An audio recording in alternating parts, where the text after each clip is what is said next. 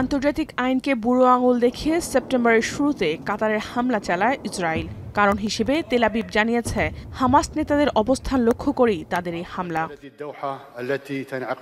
কাতারে আইডিএফ এর হামলার পর নড়ে চড়ে বসে গালফ সহ মধ্যপ্রাচ্যের মুসলিম দেশগুলো। দোহায় জরুরি সম্মেলন করে তারা। কাতারের হামলার প্রতিবাদে যুক্তরাষ্ট্র জানিয়েছে, ইসরায়েলের এ ধরনের কর্মকাণ্ডকে ভালোভাবে দেখছে না হোয়াইট হাউস এবং সামনের দিনগুলোতে এ ধরনের হামলার পুনরাবৃত্তি হবে না বলেও আশ্বাস দেন মার্কিন প্রেসিডেন্ট ডোনাল্ড ট্রাম্প। তবে এ বিষয়ে ট্রাম্পের বক্তব্যের বিরোধী মন্তব্য করেন ইসরায়েলের প্রধানমন্ত্রী বেনিয়ামিন নেতানিয়াহু। বলেন, হামাস নেতাদের চিরতরে শেষ করতে বিশ্বের যে কোনো দেশে হামলা করতে পারে তারা। এক্ষেত্রে কোনো কিছুকেই তোয়াক্কা করা হবে না। এরপরই প্রশ্ন জাগে, মধ্যপ্রাচ্যের আর কোন কোন দেশে হামলা চালাতে পারে ইসরায়েল। অবশ্য কাতারে হামলার ঘণ্টা খানেকের মধ্যেই ইসরায়েলের পক্ষ থেকে ইঙ্গিত দেয়া হয় তাদের পরবর্তী টার্গেট তুরস্ক। এমনকি মার্কিন বিশ্লেষক মিখাইল রুবিনও তুরস্ককে এই বিষয়ে সতর্ক থাকার পরামর্শ দেন।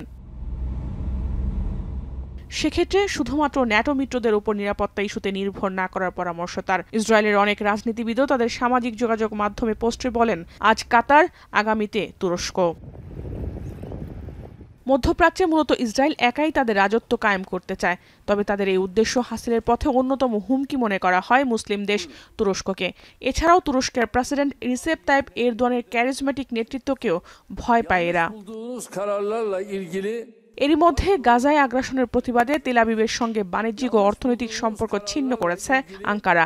আর তুরস্ক ভালো করেই জানে, মধ্যপ্রাচ্য জুড়ে ইসরায়েলের সব কর্মকাণ্ড যুক্তরাষ্ট্রের ছত্রছায়াতেই হচ্ছে। শুধু তাই নয়, কৌশলে মধ্যপ্রাচ্যের রাজনীতিতে যুক্তরাষ্ট্রকে বারবার টেনে আনছে ইসরায়েল। এর জ্বলন্ত উদাহরণ ইরান ইসরায়েলের 12 দিনের রক্তক্ষয়ী যুদ্ধ।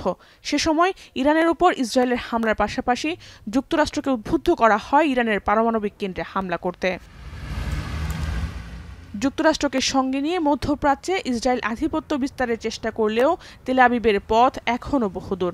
যদিও তুরস্কের উপর ইসরায়েলের হামলার ইস্যুতে এখনও কোনো মন্তব্য করেনি আঙ্কারা। জাহানারা ভুঁইয়া, এখন বিশ্ব।